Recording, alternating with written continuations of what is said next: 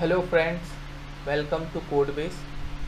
So this is the third video of video series coding preparation for placement. So in this video we will see some more coding question. So let's start now.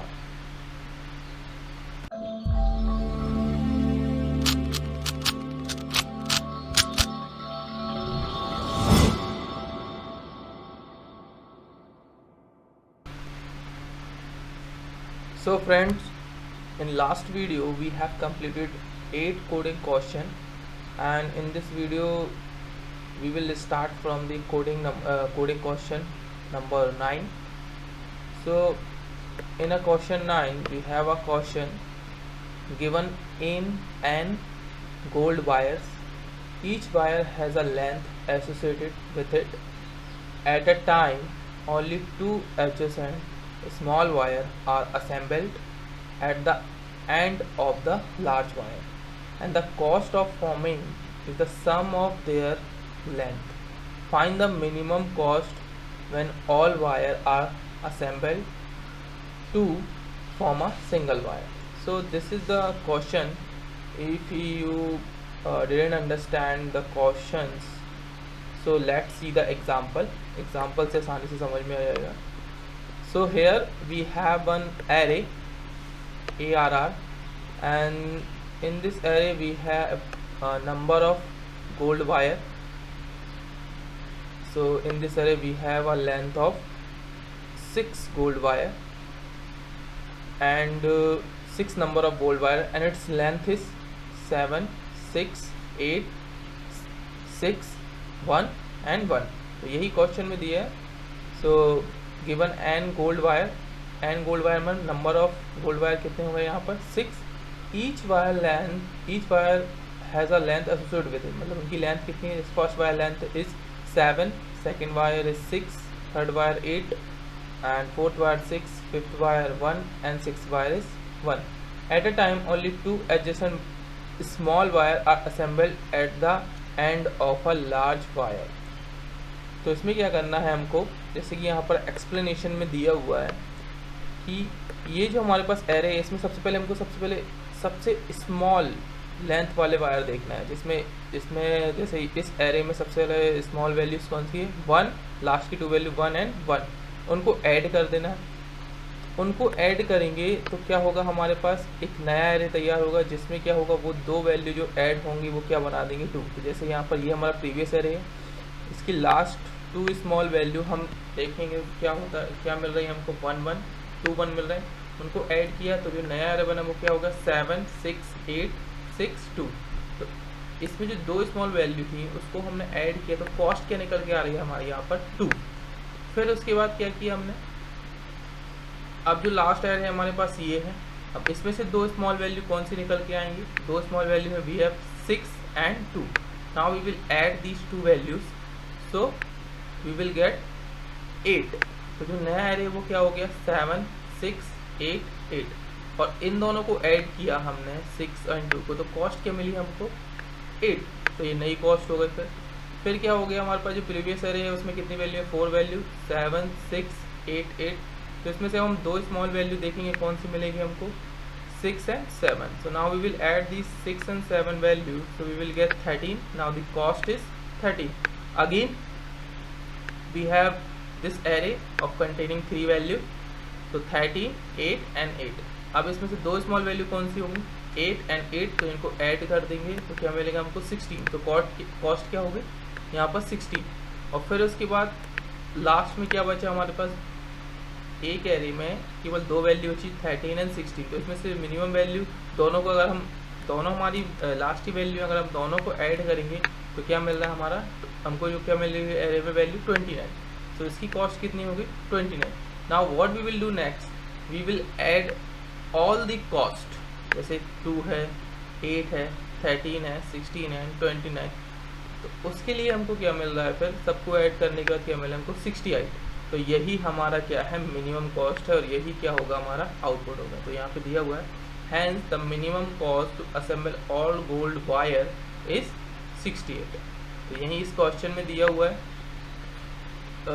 At the यहाँ तक हमने समझा था कि small wire are assembled at the end of the large wire, तो जो small wire है उसको असेंबल कर उनको ऐड कर रहे हैं, and the cost of forming is the sum of their length, और कॉस्ट क्या निकाल रहे हैं, उन दोनों स्मॉल वायर को ऐड कर रहे हैं तो उनकी क्या मिल रही है हमको, कॉस्ट मिल रही है, सम ऑफ देयर लेंथ, उनकी लेंथ को ऐड कर रहे हैं तो सम ऑफ देयर लेंथ को ऐड करें तो क्या निकल के आ रहा है, उसकी कॉस्ट निकल के आ रही है। So find the minimum cost when all wire are assembled to form a single wire, तो इसमें क्या कर रहे हैं, हम सभी वायर को ऐड कर रहे हैं तो हमको क्या मिल रही है, उनकी मिनिमम कॉस्ट मिल रही है, क्योंकि ये जो कॉस्ट निकली है वो सभी स्मॉल वायर की लेंथ को ऐड करने के बाद मिल रही है, तो इन सभी को ऐड करेंगे तो हमारा क्या मिलेगा हमको, मतलब सारी कॉस्ट को हम ऐड करेंगे तो क्या मिलेगा हमको, आउटपुट मिलेगा। So I hope you got the explanation of this question. तो यहाँ पे क्या है, हमको कॉन्स्टेंट दिया है कि जो n की वैल्यू है वो क्या होगी, मतलब जो नंबर ऑफ एलिमेंट होंगे वो किसके बीच में होना चाहिए, 1 से 30 के बीच, मतलब जो नंबर ऑफ एलिमेंट हो सकते हैं ओनली 1 से लेके 30 के बीच में हो सकते हैं, और एरे में जो पर्टिकुलर एलिमेंट होगा, जैसे जो एक एलिमेंट आया, एक एलिमेंट जो होगा ARRI, उसकी वैल्यू क्या होनी चाहिए, 1 से 100 के बीच में होनी चाहिए, मतलब नंबर ऑफ एलिमेंट कितने हो सकते हैं, 1 से लेके 30 के बीच में, और हर एक एलिमेंट जो है वो जो उसकी लेंथ है वो किसके बीच में होनी चाहिए, 1 से लेके 100 के बीच, मतलब जो एलिमेंट है वो 1 से लेके 100 के बीच में कोई भी नंबर होना चाहिए।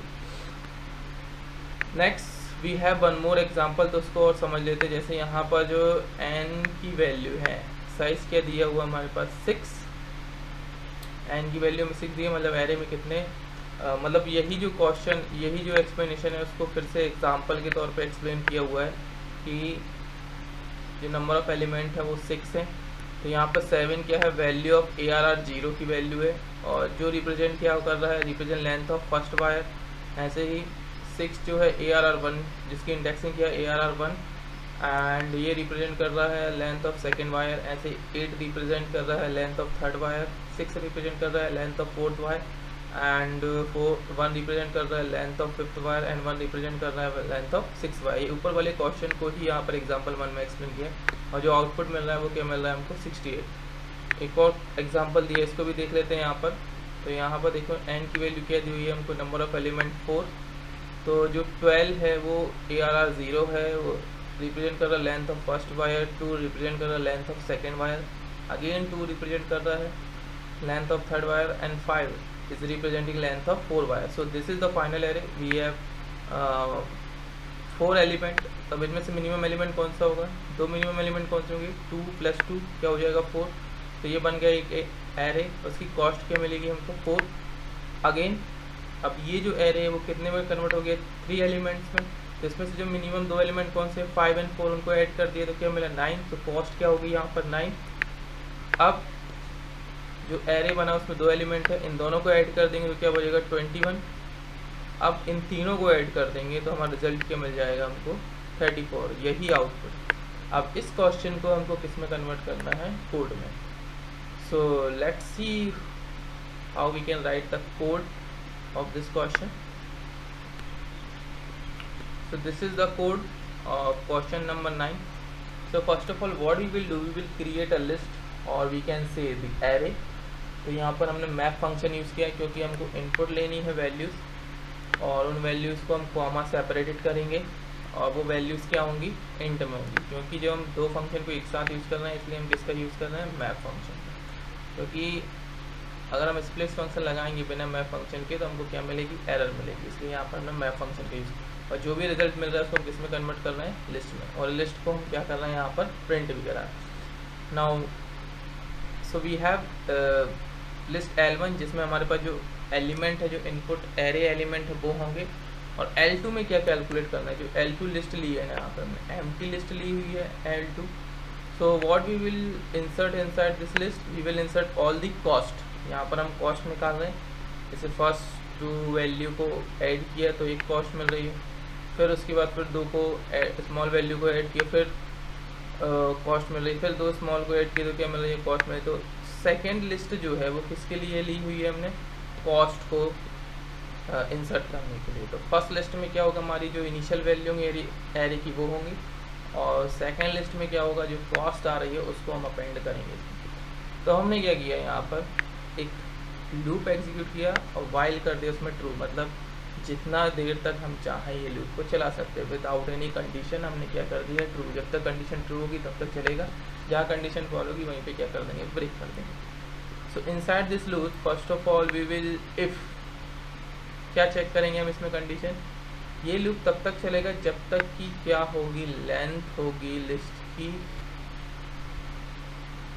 लेंथ होगी लिस्ट की एक से ज़्यादा, मतलब जब तक लिस्ट 1 में एलिमेंट जो है एक से ज़्यादा रहेंगे तब तक ये लूप चलेगा, क्योंकि एक से ज़्यादा ही एलिमेंट चाहिए। जब 2 एलिमेंट रहेंगे तभी तो हम उनको दो मिनिमम एलिमेंट रहेंगे तभी तो हम उनको ऐड कर पाएंगे। इसलिए हमने कंडीशन लगाई हुई है कि जब तक जो लिस्ट की लेंथ है वो क्या होगी, एक से ज़्यादा होगी, तभी तक ये लूप एग्जीक्यूट होगा। So if we see question, so हम क्या करते हैं, जो क्वेश्चन में दिया हुआ है हमको इसी को ले लेते हैं। सपोज यही हमारा एरे, इसको हम कमेंट करके यहाँ पे मान लेते हैं कि यही हमारा एरे।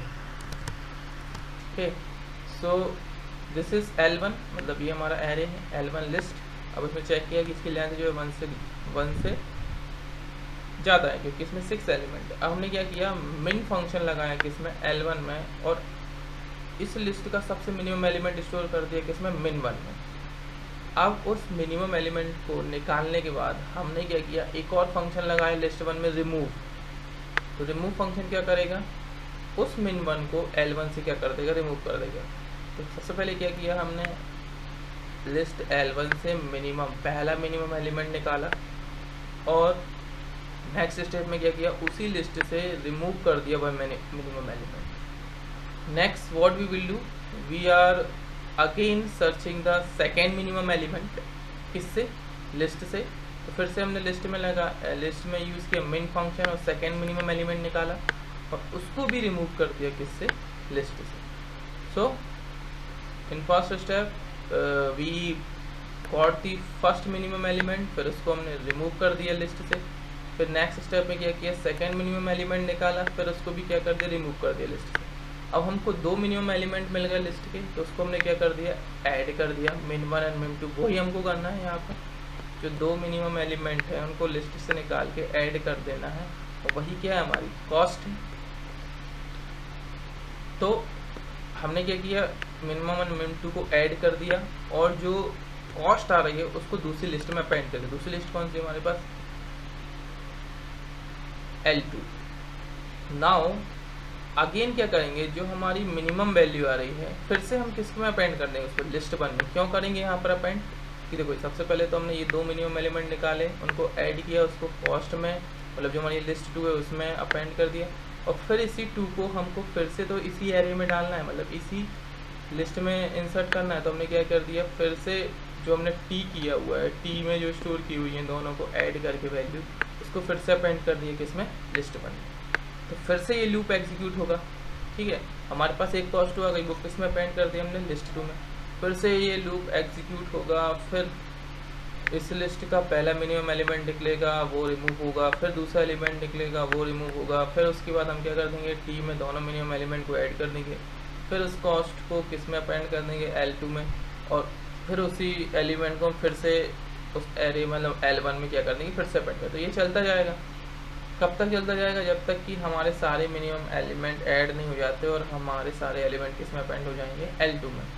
और एक टाइम पे जब ऐसा होगा कि जब लेंथ क्या होगी, 1 से छोटी होगी, तो उस टाइम पे क्या होगा, एल्स में आ जाएगा, और क्या हो जाएगा, ये लूप ब्रेक हो जाएगा। और लास्ट में क्या करेंगे हम, जो सारी मिनिमम कॉस्ट आई हैं किस में, L2 में, तो फिर उसके बाद क्या कर देंगे हम उसको सम करके, क्योंकि लास्ट में हमको यही करना है ना, जो भी सारी कॉस्ट आ रही है यहाँ पे, क्योंकि जो कॉस्ट है वो किस में निकाली है, लेंथ L2 में, तो उन सबको ऐड करना है, और वही हमारा क्या है, रिजल्ट है। तो वही हम कर रहे हैं यहाँ पर, जो L2 है उसको क्या कर दिया हमने, सम कर दिया, तो हमारा क्या मिल जाएगा, हमको रिजल्ट मिल जाएगा। तो this is overall coding of question number 9। इसको रन करके देखते हैं।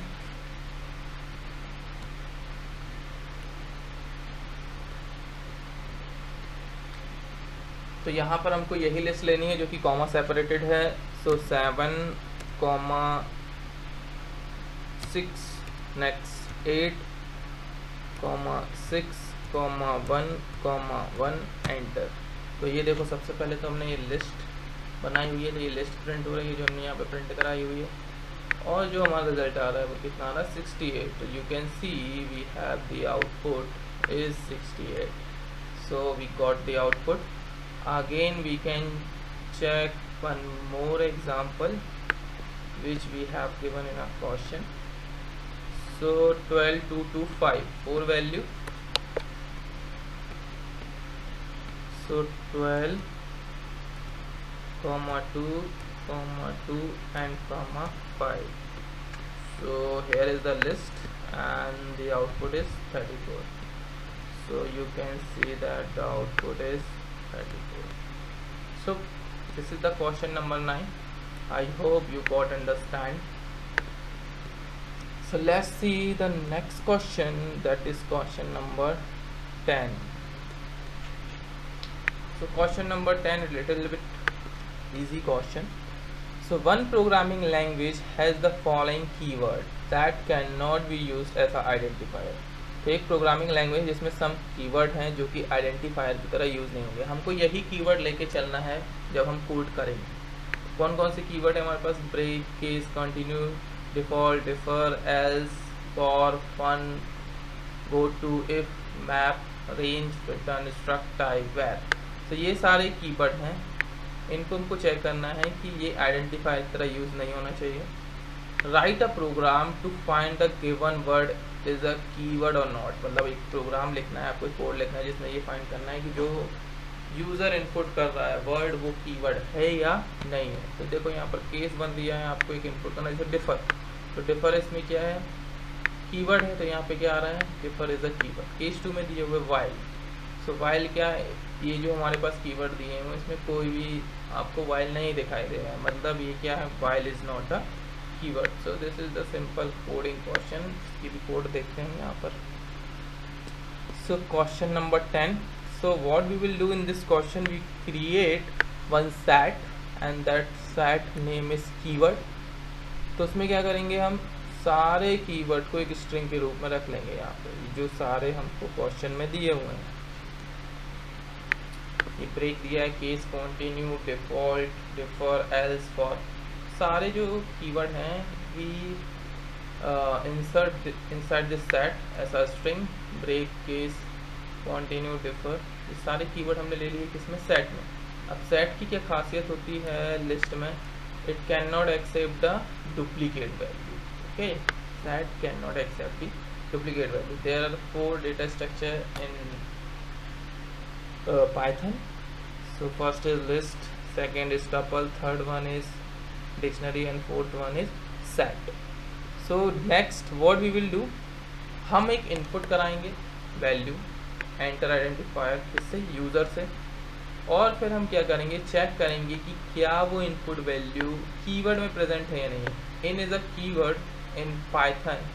सो you can check by using the in keyword की पर्टिकुलर कोई आइटम किसी डेटा स्ट्रक्चर में, डेटा सेट में प्रेजेंट है या नहीं है। आप इन कीवर्ड को लिस्ट में भी लगा सकते हो, टपल में भी, डिक्शनरी में भी है, सेट में भी, चेक करने के लिए कि पर्टिकुलर आइटम उस डेटा स्ट्रक्चर में प्रेजेंट है या नहीं है। तो हमने क्या किया है? जो भी हम वैल्यू इनपुट कर रहे हैं उसको चेक कर रहे हैं क्या वो सेट में प्रेजेंट है या नहीं है इन कीवर्ड। यदि प्रेजेंट है तो हम क्या करेंगे? उसको प्रिंट कराएंगे और लिख देंगे, स्ट्रिंग मेंशन कर देंगे is a keyword. Else we will write the keyword name and is not a keyword. So this is a simple question and code for that question. So हम इसको रन करके देखेंगे। So enter identifier, so we will input the same input that we have given in a program differ. So DEFER. So defer is a keyword. इसमें output में क्या मिल रहा है हमको? Defer is a keyword. Okay, next while. So while is not a keyword. While because while is not present inside the set, that's why we got the output while is not a keyword. So this is the question number 9 and the code for the question number 9. Next we will see the question number 10.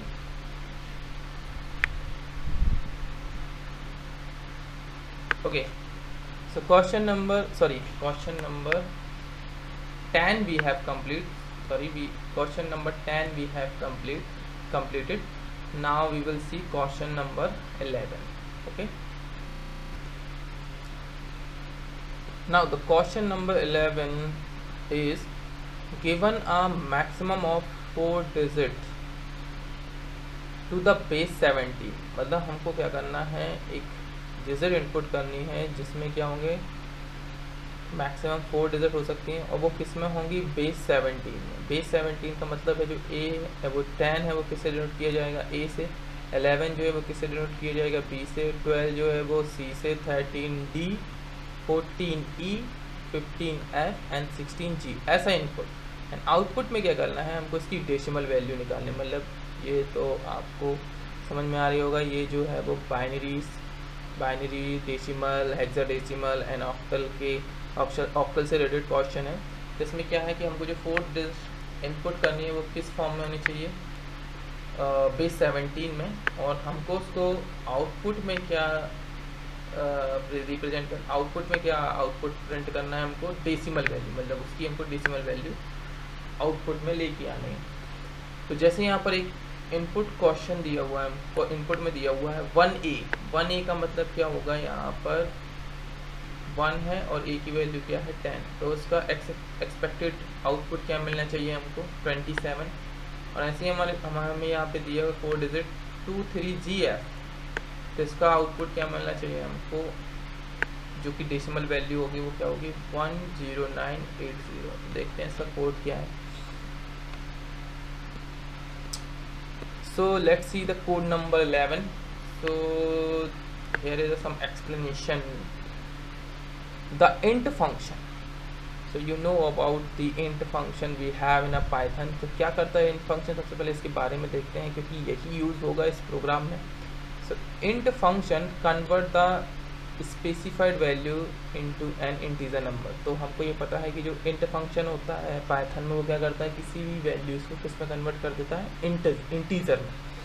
So we are using here the same int method. We will use the same int method here to convert the given input। क्योंकि जो input function है Python में वो क्या करता है, जो भी वैल्यू देता है उसको इंट में तो कन्वर्ट करता है, लेकिन वो इंट वैल्यू जो होती है वो किस में होती है, बेस 10 में। बेस 10 मतलब डेसिमल वैल्यू।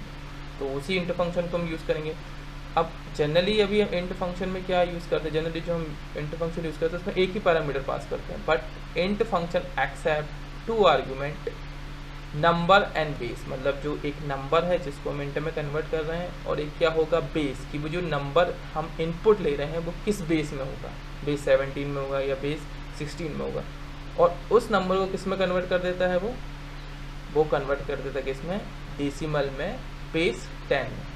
बट यदि हम देखें, यदि हम कोई भी बेस नहीं ले रहे हैं, मतलब हम सेकेंड पैरामीटर पास नहीं कर रहे हैं इंट में, so base is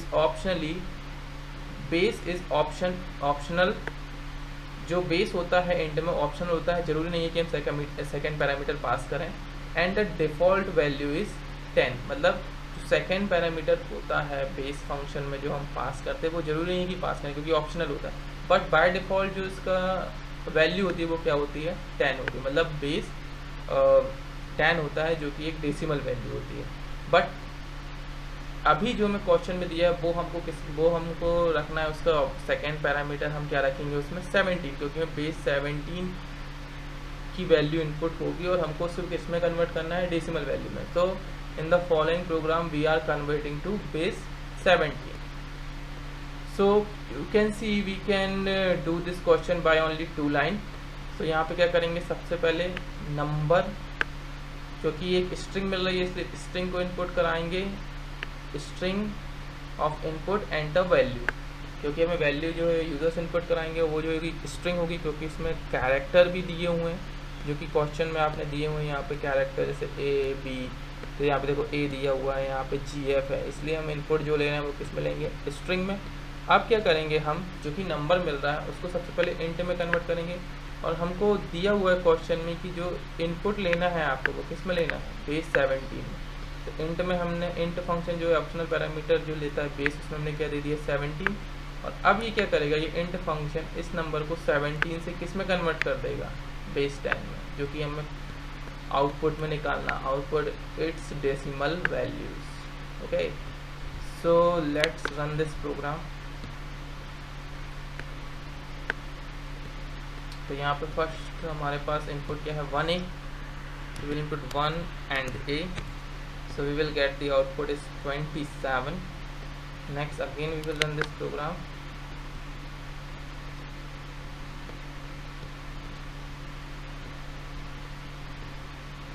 So next is 2 3 gf, so 2 3 gf, so output is 10980. So this is the code for the question number 11. Now in this video we have discussed three coding question, 9, 10 and 11. So keep watching, because we will see next question in a next video. So keep watching and keep preparation for your campus placement. So we will meet in a next video. So don't forget to subscribe and like my video, and you can share my video if anyone require these question for placement preparation. So you can share this video to our friends and your relatives. So मिलते हैं next video में, bye bye.